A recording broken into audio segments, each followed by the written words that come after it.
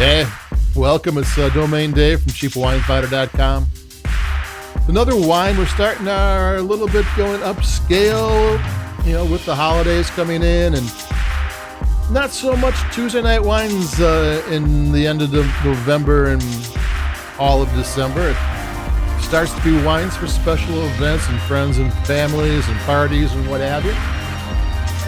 So what we have today is a good kickoff to the upscale season, but we're still trying to find value and not that expensive.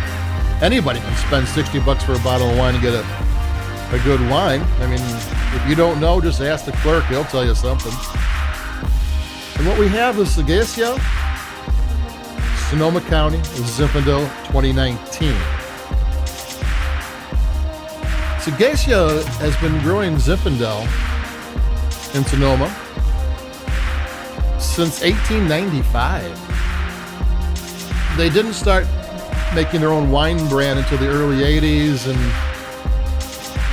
then it was not all that high end, but since the 90s they've been rocking it pretty good. And this is a wine, this Sonoma County wine, which is their entry-level Zinfandel, has received 90 plus points from some high-end wine magazines for 11 straight years. This one, the 2019's got 92 points. And which goes to show, I think it lists for $26, but I found it for $17 because there's going to be sales. They're going to want, most of these wine shops and what have you, make a good chunk of their money in the last month and a half of the year, because that's party time. And they'll be having sales to get you in their door. And this is 55% estate fruit. And they have, since they've been around forever, they bought vineyards before they cost $1 gazillion. And it's Sonoma Valley, Russian River, Alexander Valley, Dry Creek. And then 45% from long-term contracted growers, some as long as they've been doing it for 40 years. And these contracted growers, they sell their grapes to some of the finest wines out there too. So the grapes are not an issue here. And Seghesio, they are a known commodity in Zinfandel. When you get their wines, you know what you're going to get. You're going to get a rich, full-bodied wine with balance and style. Go take a sip.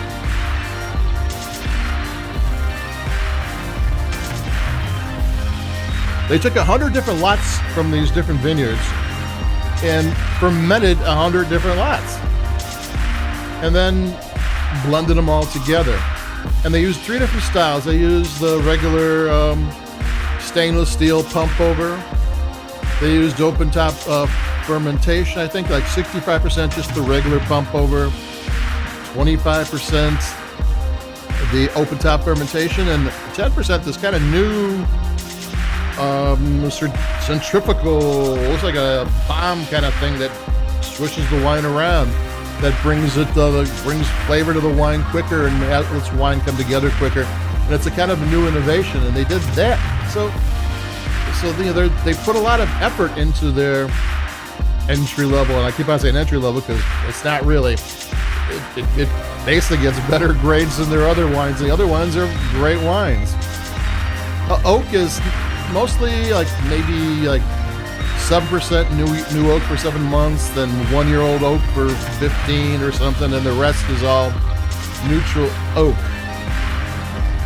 So this is actually a wine that is the blender's work here, because there's 100 different lots they put this together with. This wine took a lot of effort to get the right blend of grapes and different techniques and different textures and flavors going on. I got a story to tell about that right after I took that sip. I went to a Barolo tasting, and Barolo is the Nebbiolo grape, and that's like the top of the heap of Italian red wines. It's the same as Grand Cru Bordeaux and the old school Napa Valley Cabernet Sauvignons.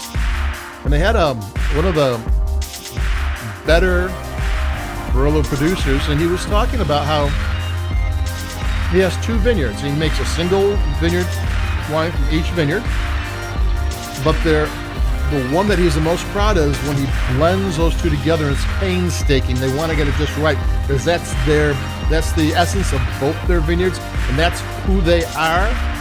And everybody buys a single vineyard because everybody thinks single vineyard is the way to go. And it's like, no, this is the blends, the blends the best wine. Quit buying the single vineyards. What are you people thinking? And that's kind of the story here. I mean, in the vineyard, that's agriculture, and yes, that takes knowledge, and that takes skill. And the winemaking, that's science, and again, that takes knowledge, and that takes skill. But blending is art. Putting those different tastes together. I don't think there's a school for blenders. There might be. They might teach you how to perfect your palate. That might be a thing that does happen, but I don't know. So when you get these blends, you get these wines, don't sleep on them. I mean, this is a wine that they put a lot of effort. They took 100 different lots of different areas and put it all together in a seamless blend of exactly how they wanted it to be, and for 11 years in a row it got 90 plus points from a high-end wine website, or wine, I think it was Wine Spectator. So yeah, so don't, just because it's single vineyard you think it's better. It could be, but the blends are the way to find what the winemaker is really going for. So that's it for me. We got the Seghesio Sonoma County Zinfandel 2019. Should be able to find it for under 20. It kicks butt. It should rock and roll with wine costing much more. Not that the wine much there's anything wrong with that, but I prefer to pay $17 rather than $38, just saying. So thanks a lot for listening. Like us where you like your podcast, if you will. Stay safe, stay warm, because it's getting a little chilly out there, at least where I am. And I'll be talking to everybody in a couple of days, because we'll start picking up the pace here with as holidays come, because we want to keep everybody in the groove. So adios and bye-bye.